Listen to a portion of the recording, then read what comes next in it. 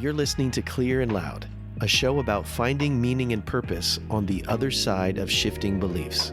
I'm your host, Josh Harris.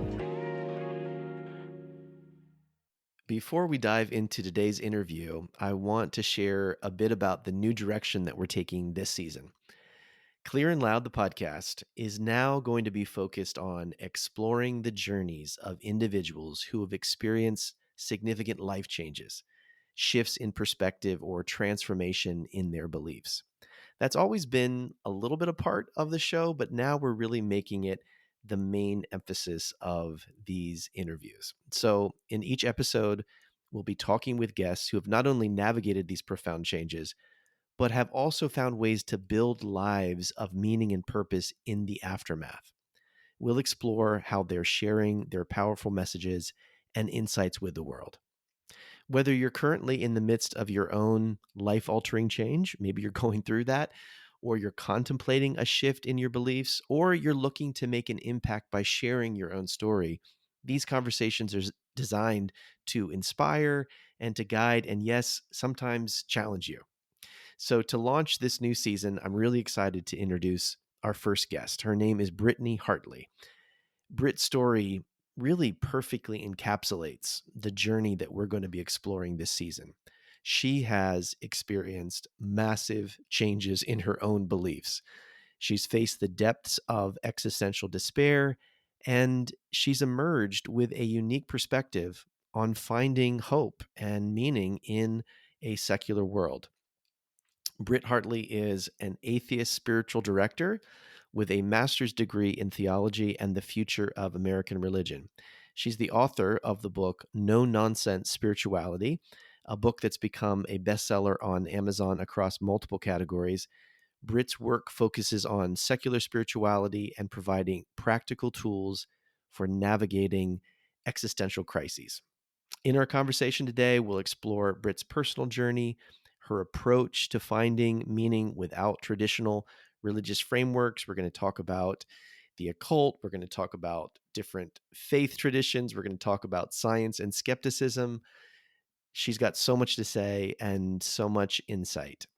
So without further ado, let's welcome Britt Hartley to Clear and Loud.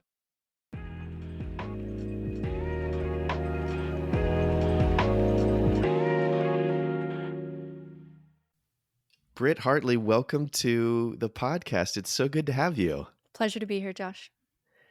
You describe yourself as an atheist spiritual director, which is just a mind-blowing combo. How do you usually explain to people what that means?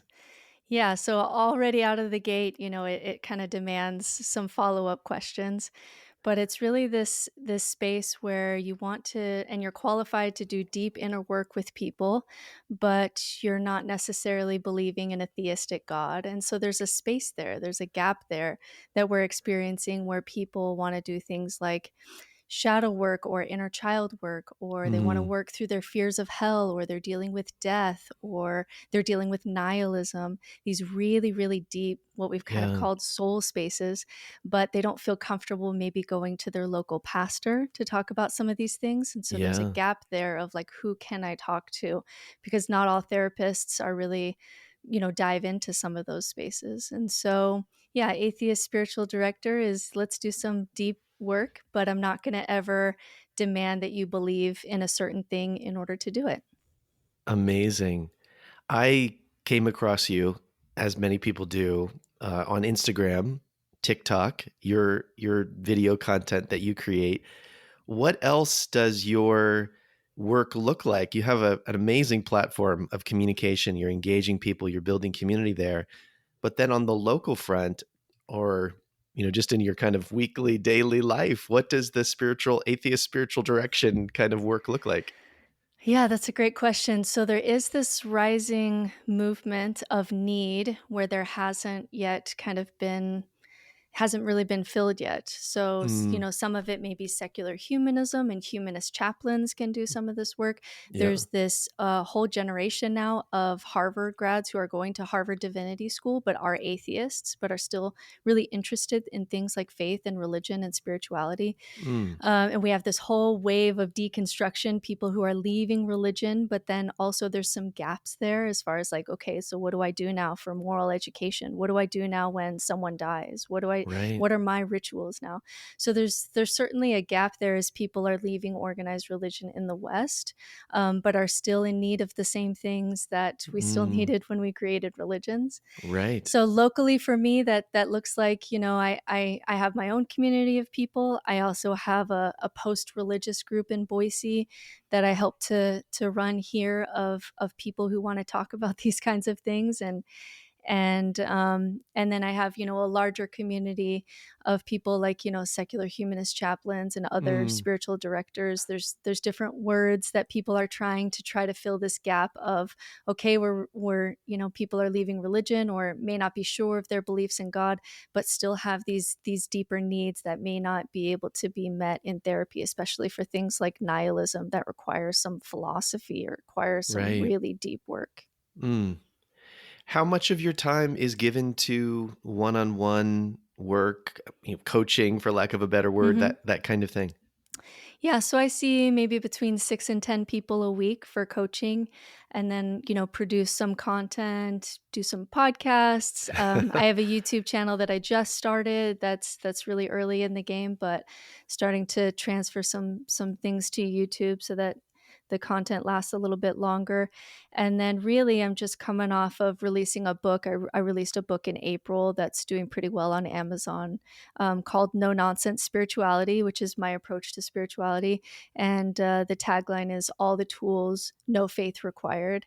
And so, yeah, so I balance my time between producing content and then also coaching, which is very meaningful to me to be able Mm. to help people in places where I once got stuck to. That gives me a lot of meaning in my life. Can you share a bit of your personal journey? What brought you to this point? What different expressions of religion, belief, and non-belief you've explored to bring you to this moment? Sure. So I was raised Mormon, and some people there's opinions about Mormons either way, but it's a mixed bag. It's a very tight knit community, which can have a lot Mm, of benefits, but there's also definitely in the second half of life, there's some limits to maybe some personal growth and human mm, development by being a Mormon. So I think it's both. I had a Mormon faith crisis when I was around 14, 15, when things just weren't really making sense to me, and I was asking questions that didn't have good enough answers. That eventually led to me getting kicked out of my home when I was 16. And so by wow. then I would be what I would call like a nuanced Christian. I probably didn't know that word then, but that's what I would call it now. And spent a long time in Christianity and still trying to make sense of things. I really wanted to make sense of these big questions about like Mm, what is happening here? Like what is going on here? I was yeah. always really driven by that question.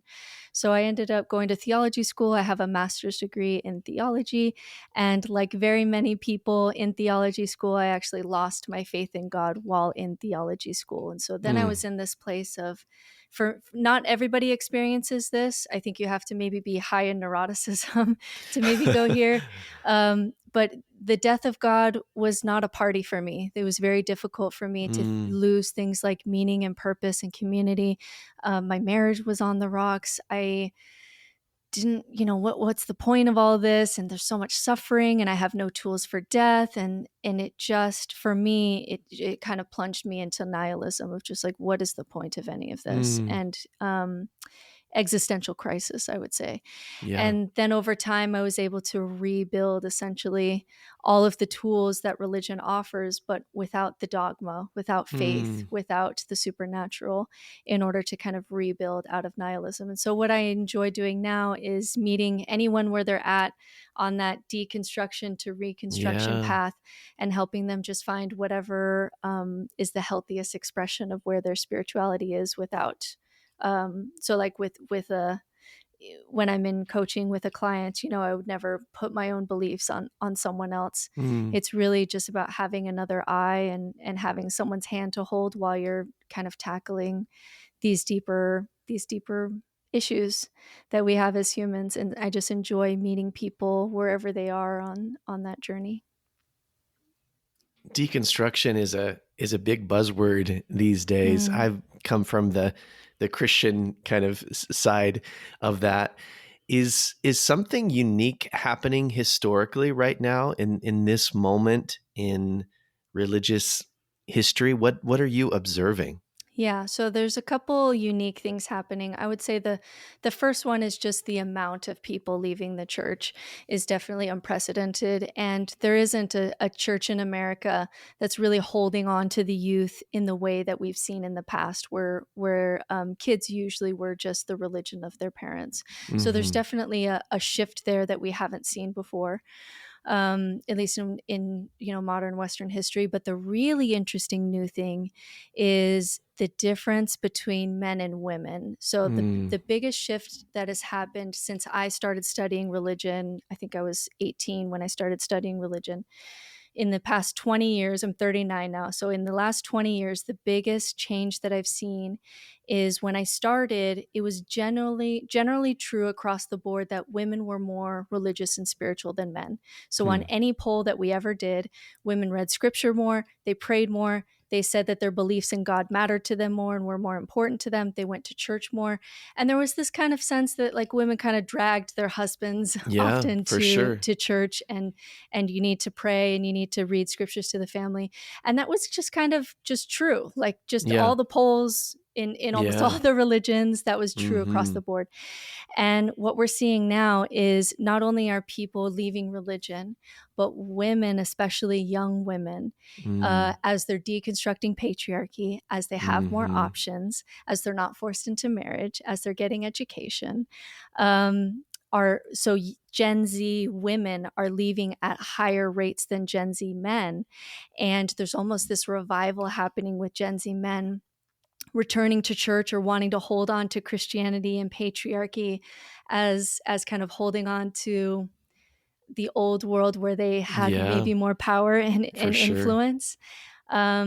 And essentially Gen Z women saying, I'm not interested. And so the gap between Gen Z men being more conservative and more likely to go Hmm. to church, and Gen Z women who are like 30, like this drastic difference in Wow. conservative men and more liberal women, and the women are leaving church and also tend to vote more liberal. That gap is definitely new and very interesting. So what happens to Christianity when the women are essentially saying this religion is kind of built by men for men and I'm not interested? And then that religion gets involved in the 80s, and Jerry Falwell gets very Yeah, it got very into political. politics.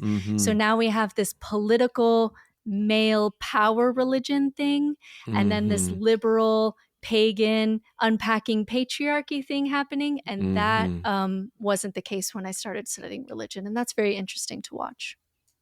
That is really, really fascinating. So I am currently reading your book, No Nonsense Spirituality. I'm really enjoying it. Oh, thank you. I'm using it in my morning quiet time, which old me would have been shocked by, scandalized by. But one of the things that I love about it is I do feel like it's like this no BS zone. I mean, no nonsense kind of zone, right? You're not overly optimistic. You're not over promising, which is very refreshing to me. Mm, In one place, you write, so this is a quote from the book. In this book, you will not find the secrets of the universe, a cult that answers every need, a guru with a perfect path for you, or grand narratives.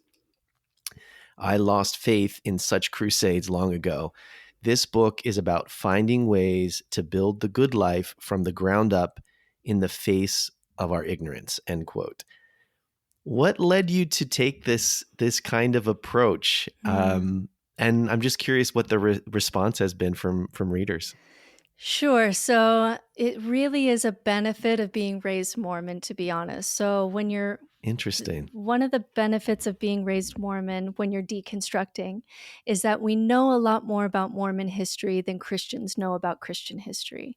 And so Mm, when you're trying to understand maybe something like who was historical Jesus, it's just kind of a fuzzy mess because it's just a long time ago and we have very little information to go on. And so there's a lot that can exist just kind of in the mystery of it, right? right. Yeah. Mormonism, because it's a young religion and they were a record keeping people. We actually kind of know who Joseph Smith was, and we kind of know what Okay. he was about. And we Right. know then how what and the reason that Mormons often when they deconstruct become atheists more than people who deconstruct of other religions Hmm. is because you get to peek behind the curtain. You get to see when you look at Mormon history how scripture gets formed, how myths arise, how Yeah. prophets become prophets, how Mm, religious institutions are formed. You get to actually peek behind the curtain and really watch that process and mm. see that it's a very human process and just kind of see the human behind it. Right. And so when that happens, you just then get a very high allergy to truth claims Mm, because I know the game that you're playing. Like yeah. I know what you're doing. And this is why Mhm. Mormons, when they deconstruct, often become atheists because they've seen the game so intimately that they're just Mhm. turned off by everybody else saying, oh no, but this is the one true church and this is, all Right. these truth claims. And so really it's been a benefit of Mormonism that has just given me a high allergy to this supernatural game and claiming to know Mhm. that you're the correct God and this is the correct doctrine and all of that kind of thing. How that's received, it's a tough sell. I'm not gonna lie, it's a tough sell. If I wanted to make money, if I decided tomorrow to just abandon my principles and I just wanted to make money, I would tell people that I have some magical, power and I'm a medium and I'm going to read your tarot cards and I'm going to tell you your future through astrology and I'm going to start a cult and I'm going to use psychedelics. I mean, I could make money. I could make so much money if I offered people cheap snake oil for their problems. And I don't want to do I don't want to do that. I'm not interested in that. But yeah, it's not received super well because to the religious what I'm doing is very heretical, Mhm. very much challenging that you need God or religion to build these very good mental health things that have kind of been under the umbrella of spirituality. So I'm always going to be, told every day on TikTok that I'm going to hell, and that's just part of my job. And then sometimes the atheists, because I'm saying, hey, there's a baby in this bathwater here that we need to rescue. There's some positive mental health things about Mm. spirituality. There's some positive things even about religion. We have data. I mean, not we don't even have to go to faith. We have data that shows that, for example, people in COVID who were religious tend to fare better than those who didn't. Mm. There's data that there's aspects of religion and spirituality that are there because we benefit from them either psychologically or socially, and we need to actually pay attention to those things. And sometimes for atheists who really just want to be on their high horse about how religious people are stupid and just want to quote Christopher Hitchens to each other, that's not received well. And then for the new age spirituality, I get a lot of, yeah, like leave organized religion, but then do this thing over here in new age spirituality that's essentially the same thing. So there's a Mm. lot of spiritual bypassing that's happening in new age spirituality. That's just what we did under religion, just under a different name. And so I call that out too of like, yeah, I'm going to be as fair to astrology and tarot and reincarnation and past lives and some of these things. I'm going to be as tough on those things as I am on religion because I try to be fair Yeah. across the board. So all three camps can get upset with me. But in the middle of those three camps, if you can take the benefits of secularism and skepticism and atheism and the benefits of some of this new age spirituality that can be really good for intuition and the Yeah. feminine and nature. Mm. There's some really good tools there, and the tools from religion and spirituality and wisdom traditions. There's this Venn diagram of this little place in the middle that I think where you get the best benefits with the least amount of downsides. And so all three camps are unhappy with me, but in the middle of them, I think is the juicy spot where Yeah. you can actually build a life that can stand up to the harsh truths of reality without having to believe things that are unbelievable.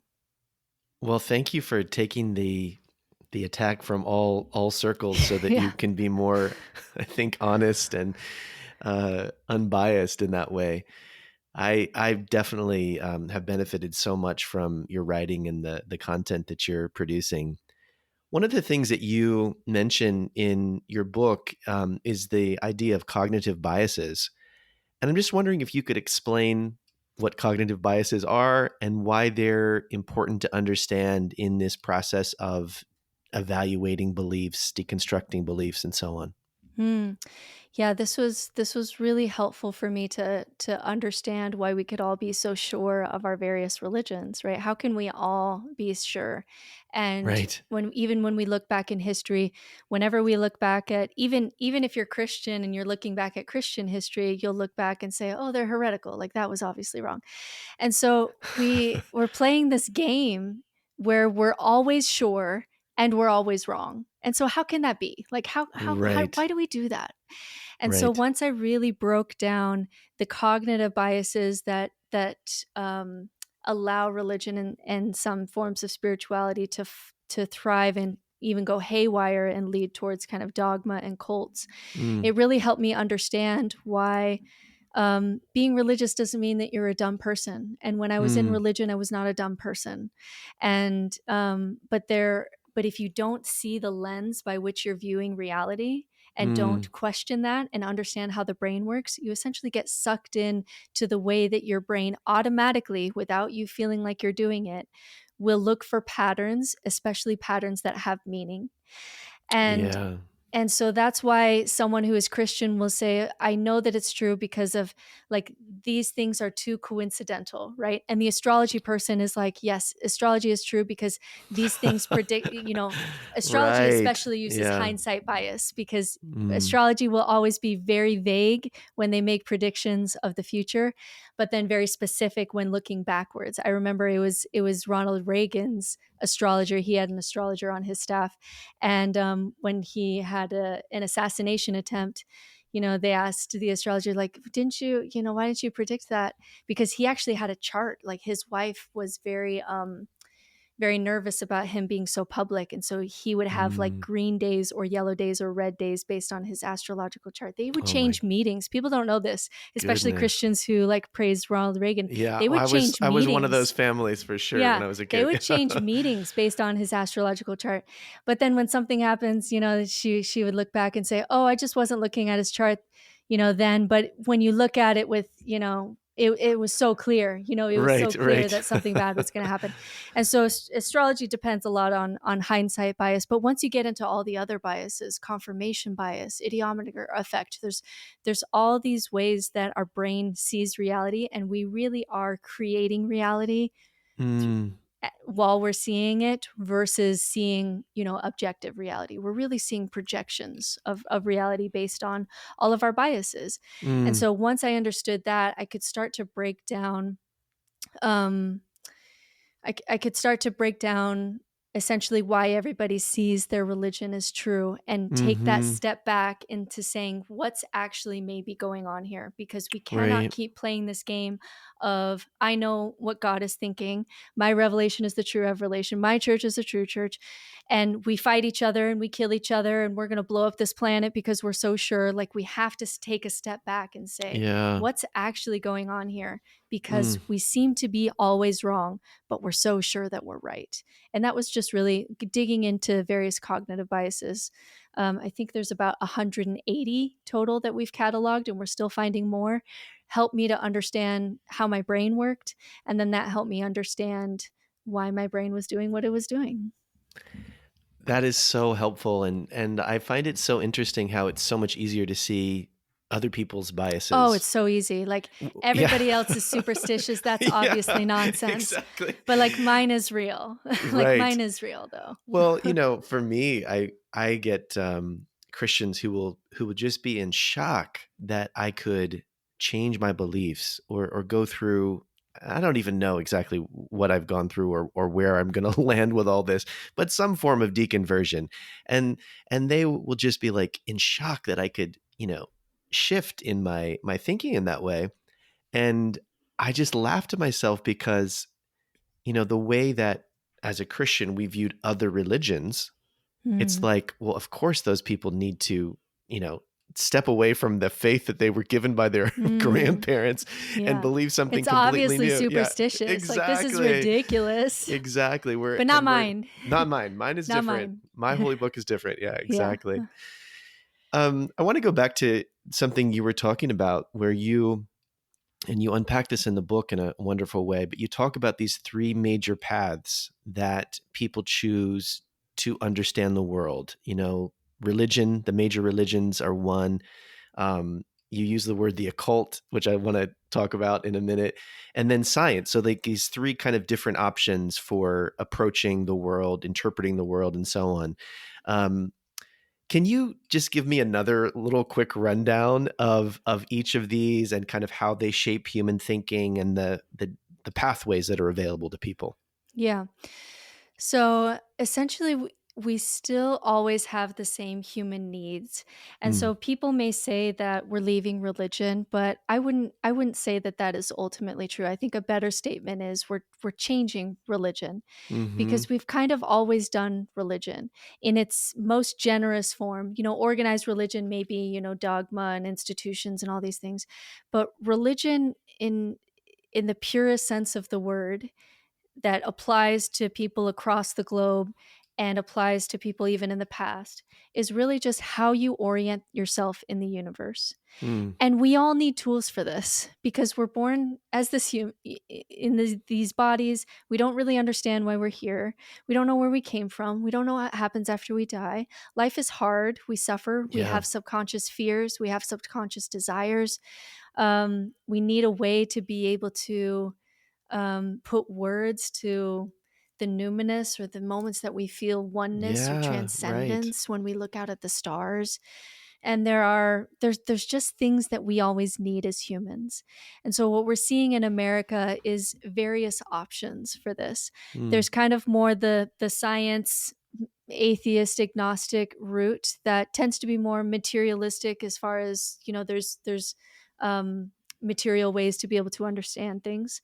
And there's gaps in that. There's mm, gaps in that. The secular community has not had enough time and doesn't have enough resources to be able to build things like secular humanist preschools, where the kids would know the 10 commitments the way that Christians know the 10 commandments. right. That hasn't Mm-hmm. happened. Mm-hmm. There are gaps still as far as moral education and community and resources for families and rituals and tradition and how you deal with death. Secularism in America spends so much time just trying to keep the excesses of religion at bay, that it Yeah, hasn't really had enough time to develop that's a good point. tools for people in this other area. So there are good things about being skeptical. There are fantastic tools. We have the science of happiness. We have this Yale course that was so popular at Yale that they made it free online, because Mm, the majority of students at Yale were burned out and turning up to this class on the science of happiness because they just wanted some data and some mm. tools and some help for how to be happy and not suffer so damn much. Right. And so there are tools here, but it's not fleshed out enough. There's going to be blind spots and there's going to be weaknesses. And Mm-hmm. then there's kind of the religious path, which in America is really, if we're talking about Christianity, there's this disconnect that's happening, because Christianity can now mean this very political presence. It's much more of a Trump of cult, a cult of Trump, or a cult of Mm, conservative political ideology, than mm-hmm. it is really about Jesus anymore. And then Mm, you have the Christians who are like, wow, I really just am inspired by Jesus. I just want to be a good person. And so they're often calling themselves followers of Christ now, because they don't even want to call themselves Christian, because it means this other thing now. yeah. So we have this a lot of tension in the religious space about what it means to follow Jesus, because now it's such a political entity. And so that whole area is very messy, and there's going to be some blind spots in that area too. And then we have the occult world, which is really popular with young people, especially young women. Hmm. And there are many benefits to um, some of these ways that you can use symbolism and art and ritual to be able to do deep inner work, to Hmm. do inner child work, to do shadow work, to integrate, to have connection to nature, to have a connection to your ancestry, to support a conversation between your conscious and subconscious mind, because our subconscious mind is far more active and has much Mm, more wisdom than our conscious mind does. So there's a lot of tools here, but there's a lot of nonsense too, where we just start doing the same bypassing things. So an example that I often use is people who leave religion often find themselves getting into near death experiences and really getting, really going down that rabbit hole. And my advice is to that, when you leave religion and you've had this tool for not being, not having to face death, your brain's going to look for the next thing that's going to do that for yeah. you. And Wow. so there's a lot of things in the woo world and the occult world and tarot and astrology and all these things that will give you those spiritual bypassing shortcuts, just like we did in religion. And Mm, where, it's about reincarnation and past lives and next lives and near death experiences. And my advice to people is, it's not that I know what happens after we die. I haven't the foggiest idea. It's more mhm. so that I recommend that people face these things directly. Like, let's face your fear of death first Yeah. and really meet that. And Mm, then let's go into near death experiences when you don't need it to be true so much, because you're using it to do mm, some spiritual bypassing. So for each for each option, these are kind of the three options mhm. on the table for America right now, Yeah. and each one has benefits and tools, and each one also has blind spots. And so for me, my approach is like, give me the most benefit, the most tools, the most resources, with the least amount of downsizing and delusion, or with the least amount of delusion and the least amount of downsides and the least amount of dogma and demands on faith. Mhm. And just let me just admit that we're fully ignorant as far as ultimate reality. We know Mm, far too little to be playing that game. Okay. yeah. So then how can we still build lives of meaning and purpose, and just enjoy the ride of life as much as I can for as long as I have it, and with as little delusion, in order to make that work. And that's just kind of my approach. I love that. Thank you for outlining those three options and the strengths and also downsides of each one. Essentially, if I understand from your writing, what you're advocating for is there is a little bit of this pick and choose, take what's good, leave what's bad, you know, build your own religion, for lack of a better word, build a life Yeah. of meaning and purpose. And I see myself doing that. Mm. My past self as a Christian, as a pastor, was so critical of that kind of approach. Like, oh, you're Yeah. just, you're making your own God, you're building your own Yes. religion. But the funny thing is I look back, is everybody is doing that. Like Everybody's within the Yes. Christian church. You The have reason, to. You well, cannot yeah, you have to. You cannot be all the things, because there's contradictions. You can't do exactly. all of it. Everybody is a cafeteria Christian. That's what we call it in Mormonism. You call it a cafeteria Mormon, and it's very looked down upon. But Exactly. when you Yeah. have religions and statements and conflicting accounts, this much, like, you have to be everybody's doing that anyway. It's And if you true. really listen to people's gods, even within the same religion, if I just take a room of Mormons or a room of Christians and ask them to describe their God, they are all different. They really Yes. are all different. And so The way that I they don't interpret the text, the way that they absolutely, apply certain things, what they emphasize, what they don't emphasize. The reason we have so many absolutely. different denominations is because Yeah. we have been doing the I think it's cafeteria something approach. like 45,000 sects of Christianity. So, like, let's calm down about judgment Yeah, about being it's true. cafeteria Christians. Like, if it was clear Exactly. and easy, there would be one sect of Christianity, but there Right. isn't. And our And Catholic even friends will within, immediately say, well, there is, but no, there are lots but of different no, camps of Catholicism, folks. absolutely. Absolutely. Oh, So, yeah, and I don't always say, like, create your own religion, because that word has a lot of negative connotation, or yeah, it, it's it true. starts to feel like I'm a cult leader. But, like, Right. between you and me, I absolutely think that that's what we're doing. And when Mm, I look at someone who says, if someone says, I'm thriving, I don't have religion, but I'm really thriving in my life. If I mm, look closer, they have elements there of what religions do. They have some Yeah. rituals in their life to give them some order and structure. They Mm, have moments of awe and transcendence where they feel that oneness. And scientifically, we go down in neuroticism when we have these moments where we're looking at a mm, starry sky or whatever. They have something that they're doing that helps them feel more connected to themselves and outside of themselves. Maybe it's hiking, maybe it's conversation, whatever it is. If they have children, they have some way that they taught their children some kind of morality or some way to orient themselves. yes. And when I really look at their life, even though they say like they're not religious, like they've built into their lives, maybe even intuitively, but they've found tools and resources to build a Mm, system that supports their well-being. And I do right. think that we can now take a step back and say, rather than trying to figure out what religion is true or what God is thinking today, because we suck at that game, why don't Mm, we just look at this more generally and say, hey, rituals are we have a science of rituals. They are really good for marking values and processing emotions and decreasing pain and mm, increasing pleasure. We have science and all this. Here's some options.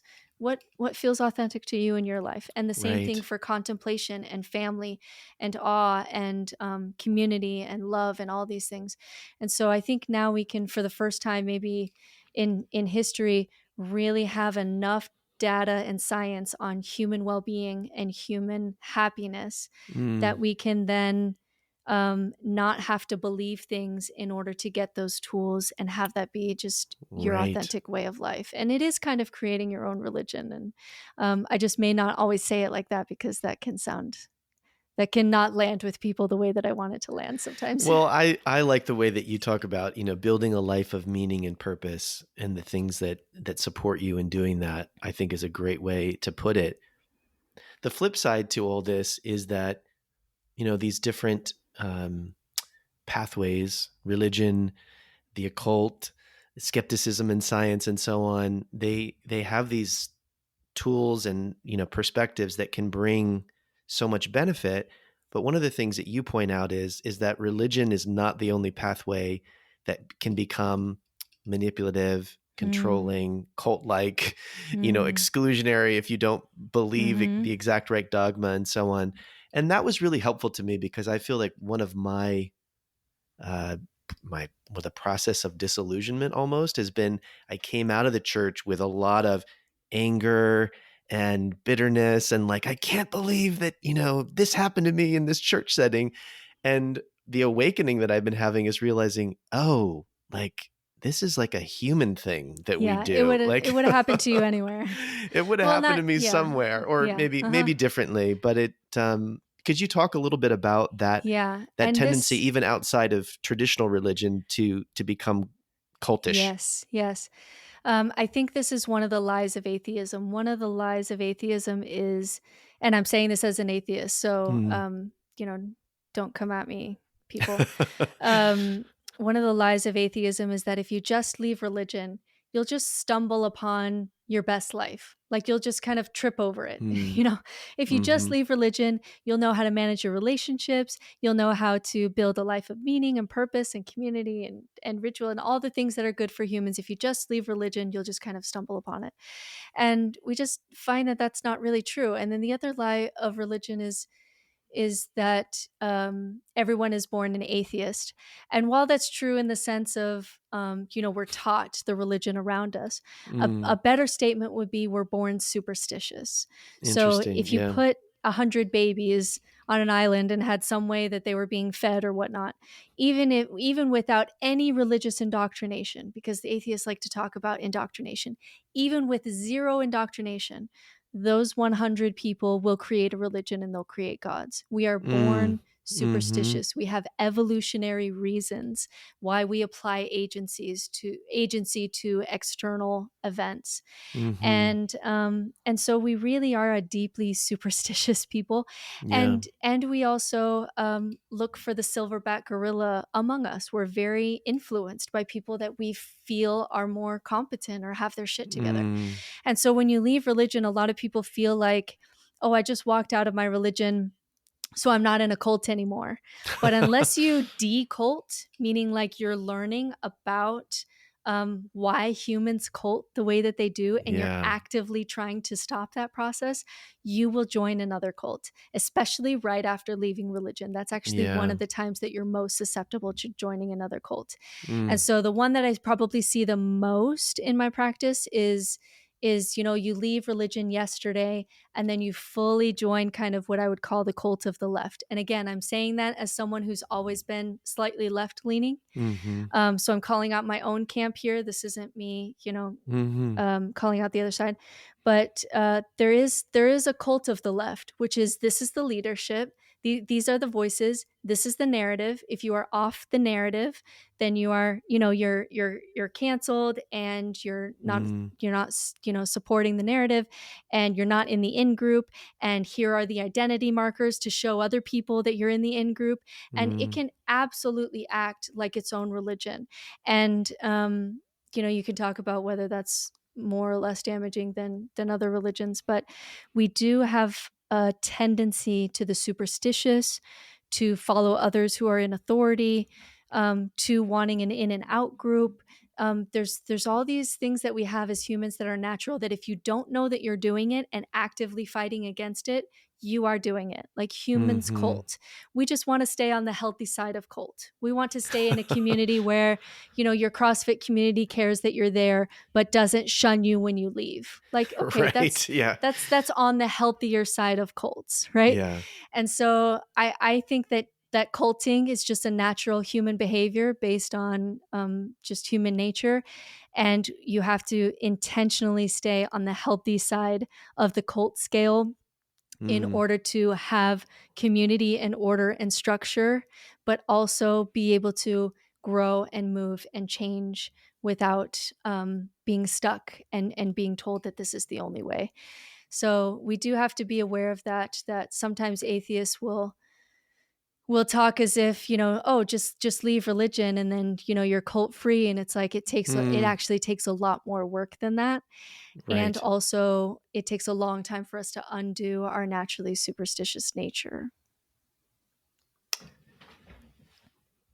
You're really open in your work about your own deep sadness. I think I've Mm, even, heard you describe it as depression mm, and hopelessness that you experienced when you left religion. Um, and many people, the people you talk to, the people that you're working with who have left religion, struggle with nihilistic thoughts, a sense of meaninglessness. Could you speak to that experience and mm. how you guide someone through those kind of challenging moments in their journey? Yeah, so for me personally, for some people they leave religion and they just kind of genuinely enjoy life, and like, okay, like maybe I'm going to die, but I'm enjoying life and I'll just kind of keep enjoying it. For me, as someone who tends to be a little bit more neurotic, I just suffer a lot more Mm. than it seems like maybe those people do. And I needed Do a you mind lot if more I ask, when tools. you Go when you ahead. say that, when you say someone who's a little bit more neurotic, what do you mean by that? What does that look like? Just that you think about these things, that you dwell on them, or what? Yeah, so when you do like a big 5 personality test, the people who are highest in depression are those who are low in extroversion and high in neuroticism.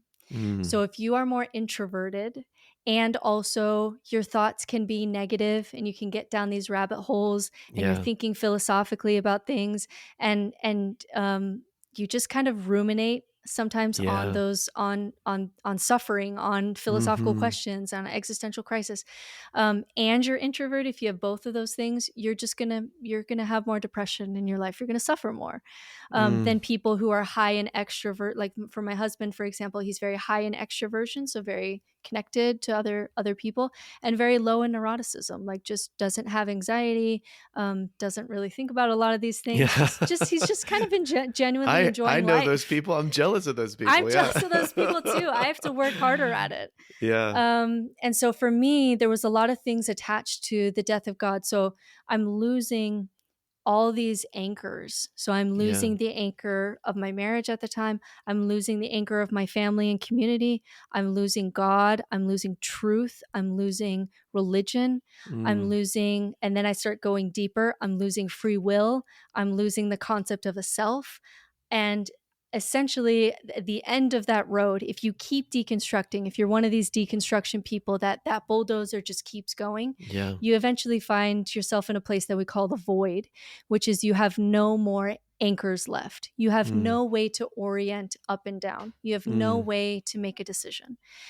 You've lost every kind of way to orient yourself by deconstructing things. And that mhm, is where I really got stuck. And the darkest thought that I had during that time was, if I don't have free will, just a product of evolution, and in order to live, I have to be violent. Even vegans, like don't mm, pretend vegans that you're not killing conscious life in order to live. Um, and so if I'm just essentially this machine of violence, then the most moral thing for me to do would be to opt out of the system that I didn't consent mm, to. And I was very suicidal at the time. mm. If not for my children, I'm not sure if I would have gotten through that. And so really there's a lot of things that have to shift when you've built a life on God, and your Mhm, morality and your purpose and your relationships and your community and your meaning. If it's all built on God and you lose that, it can be really disorienting, and it can yeah. plunge people like myself into an existential crisis. And so what we have to do is rebuild on different ground. And that for me wasn't intuitive at first. I had to learn Mm, that. I had to have those shifts in perspective of this idea that, the analogy that I use is if you're building sandcastles and you feel like it's going to last forever and the wave comes, it's like, what's the point? And yeah, then, but there's this different ground that you can stand on where you're playing with your child and you're building a sandcastle. And the purpose of building it is just to build it like we did as kids. right. When we were Yeah. kids, we didn't build a sandcastle because it was going to last forever and it was eternally meaningful. We were Mhm, just so sucked into play and being mm, and curiosity and this kind of childlike wonder that we could actually have meaning in building sandcastles, knowing that the wave is going to come, just for building it. Like, mm, and so then the question becomes, what are the sandcastles in your life that are worth building, even though eventually the wave is going to take them away? And then I started shifting my life into, okay, what does that look like for me? Because it's not where I am now. It's mm, not this life that I built, because, this life that I had previously built on the foundation of God. What is actually a life that is so worth living at the level of experience that it's meaningful to me, even if it ends? And that's a mm. different way to look at life. It was a It shift in is. perspective for me that I then help other people to be able to reorient themselves and make changes in their life where they can fundamentally say, even though I may die, even though this may be it, even though the sun may blow up and the earth, dies and the universe doesn't care and there's no record of any of this, even so, I'm glad that I got to be alive and just experience being. Mm. And I enjoy my people and I enjoy doing these things.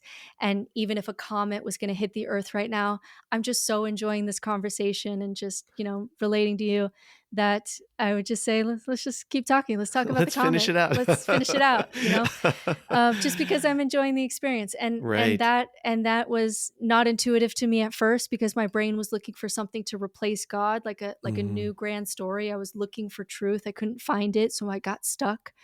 But once I made that shift, I was able to essentially rebuild on different ground, and it's something that I help people do today, especially people who are nihilistic after leaving religion. That tends to be mm, the place where I, just because that's my story, it's yeah. the place where I tend to be able to help others the most.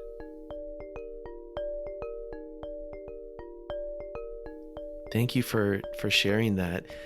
One of the things that I've heard you talk about in your videos is just this honesty about a generation that's growing up with much more doubt, kind of a nihilistic orientation earlier in some ways, and how we don't know what the impact of that will be like, just in terms of in culture and society and all those types of things. Um, I find it really again, I find it refreshing the way that you approach these subjects, because there are times where I observe, like, yeah, the Christian way of living brings certain benefits, even if I don't think it's true. I'm not even going to argue with someone that's like, well, look at my family and look how this turned out, or look how my country's stronger and can go bomb this other one, or whatever it might be. Like, there are certain results from different ways of living, regardless of whether or not they're true. Um, and so I guess I'm just curious, like, how do you how do you approach that when you see people kind of pointing to, hey, this works, this is evidence that, my religion is true, and you can't even argue that there are real results, but you disagree with the underlying belief. Yeah, and this is especially a good question for Gen Z and for our kids, Mm, because Gen Z is, you would think if leaving, if leaving organized religion is the best thing for you for human development, we should expect to see Gen Z thriving, and they're not. mm, And so what happened is they got the problem on both ends. So not only do they have more awareness of what's going on in the world, right? yeah. They are aware of more problems and wars and climate change, and no Hmm. other kid in human history has had the scope that our kids have now who have grown up on the internet. It's But true. also they have less resources because they missed a nest period. Every other generation, and probably including you and me, Mm, had a nest period where this is what's true. These are good guys. These are bad guys. This is yeah. order. This is safety. This is the story. And then you get to build an ego and an identity and belonging and safety and structure, all of which are essential for children. They Yeah. need that. Yeah. That's the nest that allows them to fly.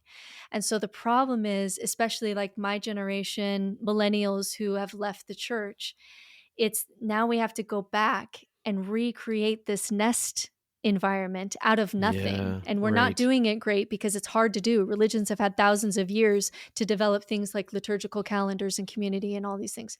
And It's so hard to do, and it's also it's triggering because it reminds and you it's of the triggering. negative Yeah. parts of it. It Yeah. it's triggering. It may be true that it's too much for millennials as a generation to do, and they Mm, maybe the best they could do was just leave the church because it's too hard to have to, because they're triggered by their own religious trauma. And so who's paying the price for that is Gen Z, mm, because they have now more problems and more reasons to be anxious because our nervous system just isn't made to hold the suffering of the world. And they didn't have as much of a nest period. They didn't get mm. that cozy corner of the world where they were a person and things were very safe and secure. Yeah. Even if the story wasn't true, it Right. gave them that. And Hmm. they didn't get that. And so we're seeing, it can't be the only reason, of course. Gen Z as a generation, it's far more complex than just spirituality.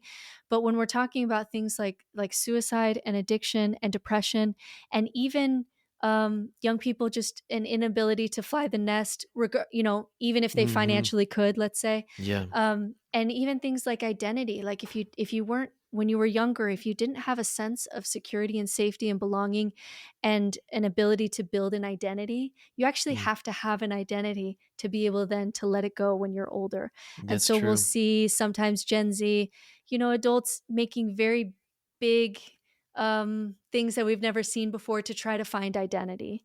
Mm. And and and so it's very tricky. And the work of Lisa Miller I refer to a lot because she's this lead professor at Columbia who's done the most research, I think, in the science of spirituality. And she said if spirituality was a pill, it would be our most effective pill for teens as far as resistant to depression Mm. and anxiety and risky behavior and suicidality. And so there's something missed here, because even if the myths are not true, the myth creates the nest, and the nest Yeah. is good for us, especially for children. And we Mm. really haven't created that. Partially because people are leaving and dealing with their own religious trauma, and secularism hasn't had enough time. And also, there's even the bigger question, and this is where I get pessimistic sometimes. The bigger question of, as a human species, we have never truly created community without a shared myth. And so, can we Yeah. even do that? Is that even Mhm. possible? Mhm. Um, or what are myths that maybe that we can believe in? There's humanist myths that the world can become a better place, even something like that. But the secularist myths aren't gripping. They're not sticky enough. They Mhm. don't pull out resources and money and people the way that religious It's stories do. true. Yeah. And so we're in this gap where, like, yes, we can say all of the toxic things of religion. We can say all the ways that it can't possibly be true. We can get on our high horse about all of that. But then we have to recognize that we have not recreated that nest in our communities, Mhm. in our Mhm. families, for our children, and Gen Z is paying the price for that in their lack of. I have 16-year-old nihilistic clients that are like, why should I get good grades? Like, what is the Mm. fucking point about any of Mhm. this? And their questions are deeply nihilistic and Yeah. require some philosophy that's hard. It's like the gap of the philosophy that could help them. They're 16, like they have no way to Right. access that. And so Mhm. there's this gap of a growing nihilism and a need for identity and a desire for structure, and they want to know who they are, and so much anxiety because they're holding on to way more than our bodies are made for. And we have to talk about this honestly in the secular community. We can't just be on our high horse about being right Yeah. when there's some gaps here where our Mm. children are paying the price. And so we Mhm. not only have to leave religion, we have to create something better. And if we're not, then we got to get off of our high horse that, of all the ways that religion sucks. Because if we're not recreating something better, then the Mm. kids pay the price for that because religion has tools that we need, even if Mm. the myth isn't true. Mm. Do you see nationalistic myths or political party myths being the kind of the one of the easy pathways for people these That's days? You're right. That's the first place that people go, and it's actually something that Nietzsche predicted. So Nietzsche spent a lot of time writing about nihilism and the death of God. And he essentially said, God is dying, and the first thing that's going to happen is we're going to create political gods Mm. and these political, powerful characters that promise utopia in the way that religion used to. Yeah. And we see even just in the 20th century, the decline of Christianity and a need for then political gods. And we see the effects of that. And so when Nietzsche talked about the death of God, it wasn't a party. It wasn't like, yay, God died, Mm. we can finally rebuild society. He essentially said there's going to be a rise in nihilism, and there's going to be a rise in political gods, and we're going to start really fighting over our political gods. And so far his prediction is Yeah, he's spot on. pretty spot on of what would happen. And so my hope is that, with the death of God, we're going to go through some growing pains. We're going to maybe create political cults that are just as powerful and promise just as much as religious cults used to. There may be a rise in nihilism, but hopefully, if necessity is the mother of invention, hopefully that allows us to then grow to meet it, where we can change society in a way that really allows and even focuses on human well-being and human thriving. But right now we're in the growing pains of it. We are Mm. not doing great. We're not Mm. thriving post death of God yet. Mm. We're seeing a rise in Islam, a rise of nationalism, and a rise of nihilism to fill kind of the vacuum. And so Right. one of the reasons why I advocate for these spiritual tools in our personal lives and families and communities is because if you're not aware of that vacuum when you leave Mm. religion, Mhm. then something worse than Jesus may fill that space. Yeah. And that's what we have to be aware of. And that's why we need to do the process of rebuilding, not just deconstructing. So well said.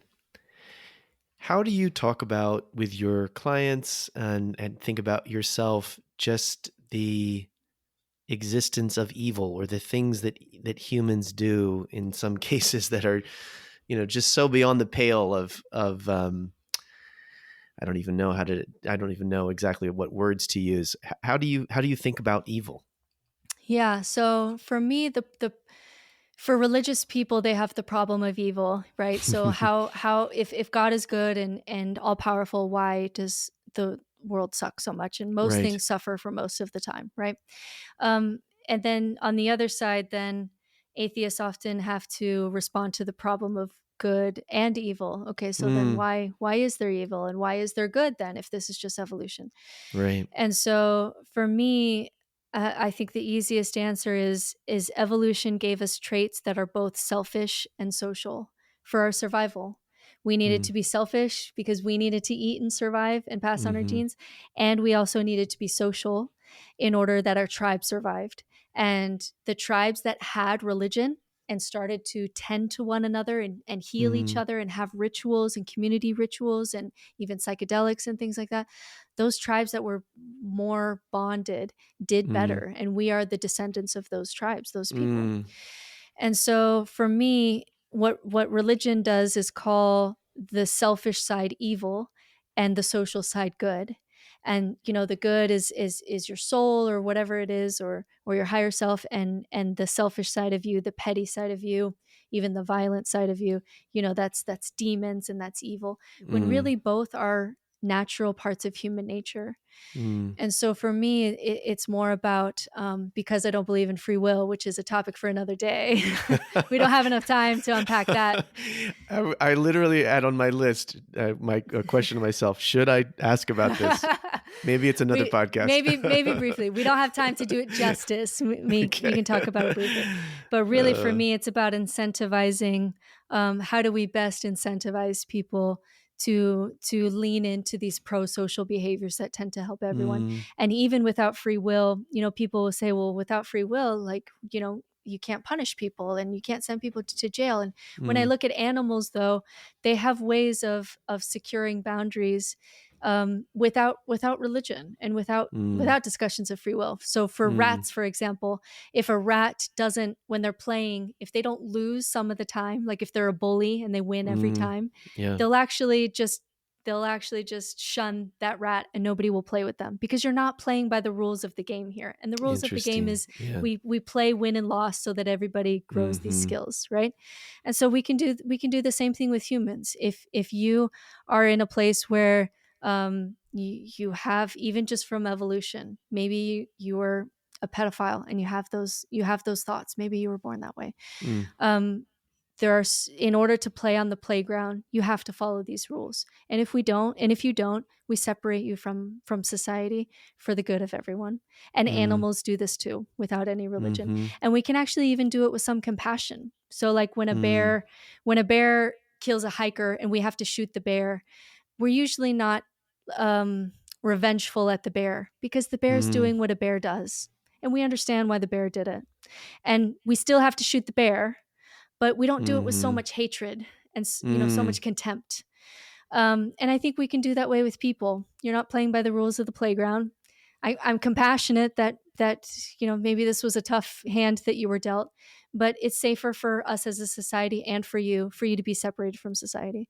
Mm-hmm. So for me, this is, there's a way to do that even without free will. Even if we consider ourselves evolutionary creatures, there's still a way to function as a society with rules for the benefit of society as a whole. We're not there yet, but it's possible. I really appreciate that. That's feels like an honest answer. Um, we don't have time to talk about free will. I don't fully comprehend some of the things that I've heard you talk about in different videos and so on. I come from a interesting tradition. I was a part of a church that was Reformed Calvinistic, so Mm. believed in Hmm. God's predestination, choosing man's Which I think completely. is honest. Like, Well, even that's though the it's funny like thing. even though it's like kind of like a cruel worldview to be like, Yeah. well, you weren't predestined to be saved, you're kind of predestined to hell. Even though that's like kind of a rough worldview, it's at least honest to like what's going on in the world, that some people seem to be born in situations that lead towards them being saved and some really don't. And so I feel like they're at least honest about that. Well, it is a really funny thing because as I've talked to, people who are from different traditions, and they'll be Christian traditions and they'll be very, critical of that, or then non-Christians that are just like, I can't believe you believe that, and so on. I can, even as I don't believe in the entire structure, at times feel like, well, this theological position did tie things together in scripture Hmm. in Hmm. ways that were consistent. But you're coming at the issue of a lack of free will from a different perspective. What's sort of just the flyover? Here's where this fits in the larger conversation. Yeah.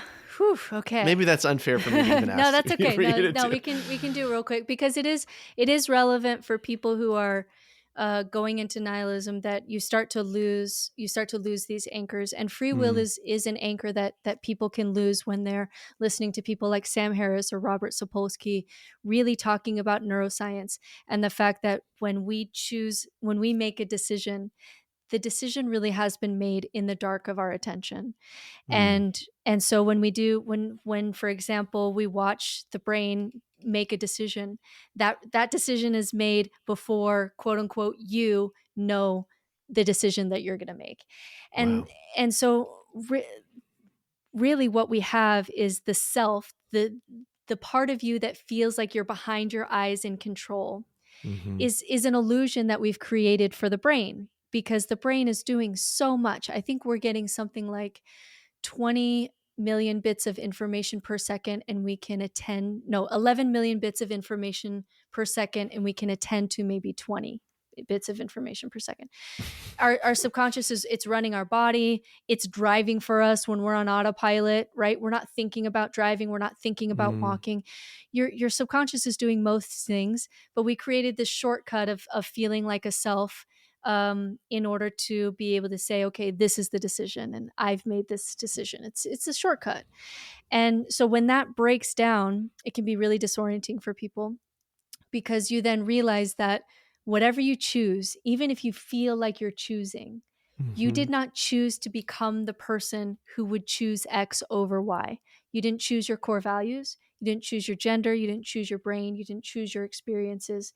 This is a cause and effect machine that you can see a sliver of, but Yeah. most of it is in the dark. And so that can be disorienting for people at first, because they can feel like then, there's a it can be disorienting because people then feel like they're a robot of the universe. Right. And so there are ways to actually make peace with that. And just like we did with nihilism, there are ways to shift your perspective where you can just be curious about what it is to Mm, be you and everything that's going on. You're this iceberg that you can continue to explore. Maybe you only see the surface of it, but you right. can actually start to explore why you are the way that you are, and your family dynamic. Mm, A lot of why, how your brain works is because of wounds and how you got love and attention as a child.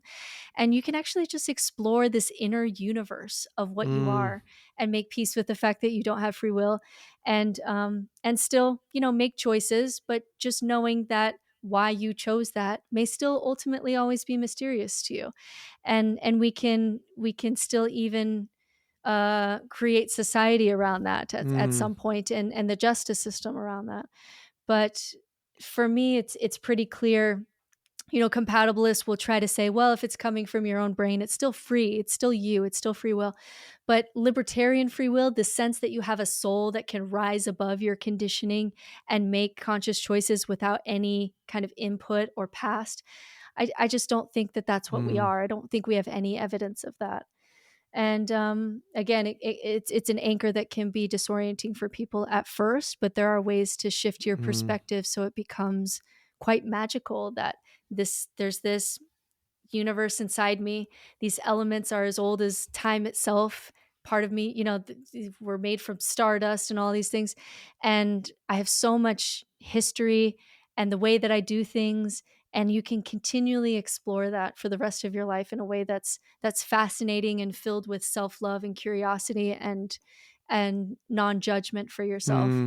mm. But that may not be intuitive at first when you realize that you're not as in control as you think you were.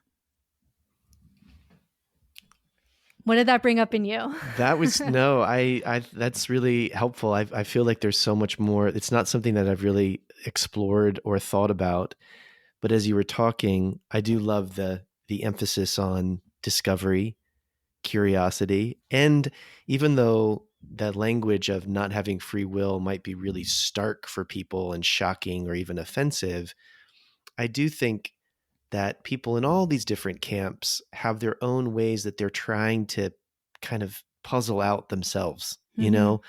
like Mhm. Christians often love the Enneagram or some don't, or, they're doing this inner child work Mhm. or Yeah. whatever it might be, or All of that is family, fine for me. Yeah. yeah. And it's just, it's interesting how it is getting at similar kinds of like, why do I do the things that I Yeah. do? Whether And I think that's the most important part when people are really not understanding the free will conversation or just maybe not interested in it. You don't have to, you don't have to go down this rabbit hole. I think the point is what you pointed out, which is at the very least there's more going on in the background of your hmm attention than you're aware of. I can at right. least get everyone there that Yeah. like you're Well, being even, driven by things that you often don't understand, that like, yeah. oh, it's because of my father wound that I was doing that or picking that Right. kind of partner or whatever it was. I can at least get people to see that there's more hmm going on in your brain than you realize, like bubbling at the edge of your conscious attention. And if we pay attention to that, there's a lot of discovery and self-growth and also just self-love and just integrating parts of you that you're discovering. And I could Yeah. at least that's the point of it. Yeah. and That's really and good. and so you can get there even if you don't want to go down the free will rabbit hole.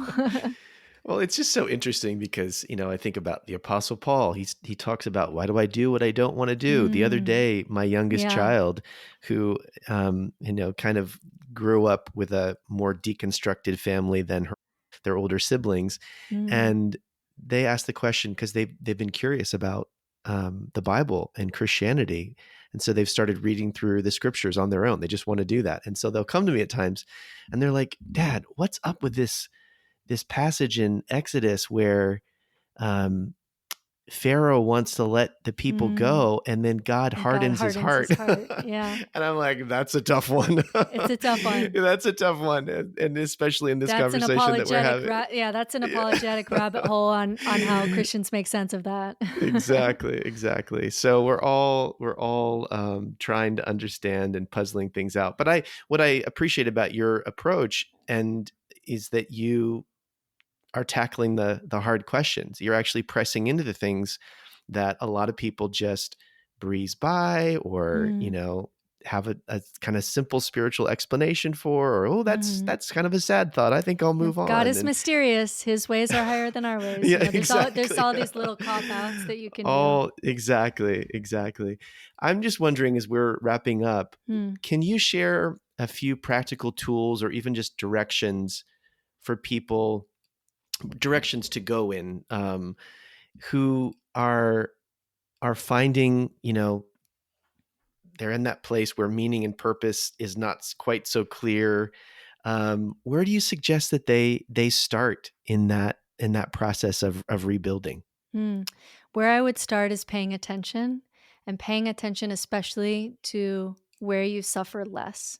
Hmm. Because what you have to build when you've lost maybe an ultimate sense of meaning and purpose is that you have to build then that purpose from the level of experience. Hmm. So what actually in your day-to-day life, and it's going to be unique to each person, it's not something that I can give to anyone. I can only just Yeah. say, let's try some things, or tell me about your story. um, but really just paying attention to, when do you feel connected? And when I say connected, I don't necessarily mean a higher power. I just mean connected to outside of you, nature, Hmm. people, the story of Mm-hmm. humanity, whatever it is. And when you feel connected to yourself, and just when do you suffer less? When do you feel like you need less numbing behaviors? For me, when I got honest with that question, it's like I really love just the process of learning, even if it doesn't matter. And even if I don't get any Mm. closer to the truth, it's a game. It's a fun game for me. It's how I Mm. play. It's how I played as a kid. I was very curious. I was the kid who asked annoying questions and all of that. And so once I realized, oh, I can play this truth game not because of ultimate meaning and purpose. I can just do this because this is the game that I love to play. And Mm. this is how I was as a child. And so really getting back, I think as adults we've forgotten, and we read this from a lot of mystics, Jesus, Buddha, across the board for mystics, of this return to being how you were as a child. Mm. Beginner's mind is what Buddha calls it. Jesus talks about becoming like a little child. And there is something about when we were kids, we were so just in experience itself Mm. without our neurotic brains thinking about money and ego and story and death and all these things, that we found ways to just play for the purpose of play. and we've forgotten how to do that as adults, but we can relearn how Mm, to do that. And so that's where I would start. Start paying attention to your experience. And for you, honestly, when do you suffer less? And for mm, me, I suffer less around these people. I suffer less when I'm talking about deep things that I find interesting that maybe other people don't, but it's meaningful. Like I enjoy it. mm. Podcasts and conversations like this, learning, Weezer concerts, watching Harry Potter with my kids, and I just really started to pay attention. These are the things that just my body, whatever it is, whatever this thing we call Brittany is, these are the things that this meat suit enjoys doing, and I'm gonna build my life around those things, and that's where I would start. That's fantastic. Well, Britt, thank you so much for taking the time to have this conversation. I'm going to keep reading your book. I'm going to buy it for my 3 kids for Christmas. Oh, That's kind of like the highest praise that I could give to a book, that I want to put this in their hands. same. So thank you for what you're putting out into the world. People can go to your website and they can find nononsensespirituality.com. Is that right? Yep, that's They right, can and just find no nonsense spirituality on all social media, and, thank you so much awesome. for this conversation. You asked great questions, and it's really high praise. I so appreciate it. Thank you so much, Britt. Thanks for listening to the Clear and Loud podcast. I'm your host, Josh Harris. Our producer is Pam Cameron, and this episode contains music by Jeremy Yaddo at Music for Podcasts. If you like what you hear, give us a boost by subscribing or leaving a review on Spotify or Apple or wherever you listen. We'd also love your feedback on today's episode. Or if you have a question you'd like addressed on a future episode or a guest you'd like us to consider, email us at hello@clearandloud.com. You can also shoot us a direct message on Instagram. Our handle is @clearandloud. Thanks for listening, and we'll see you next time.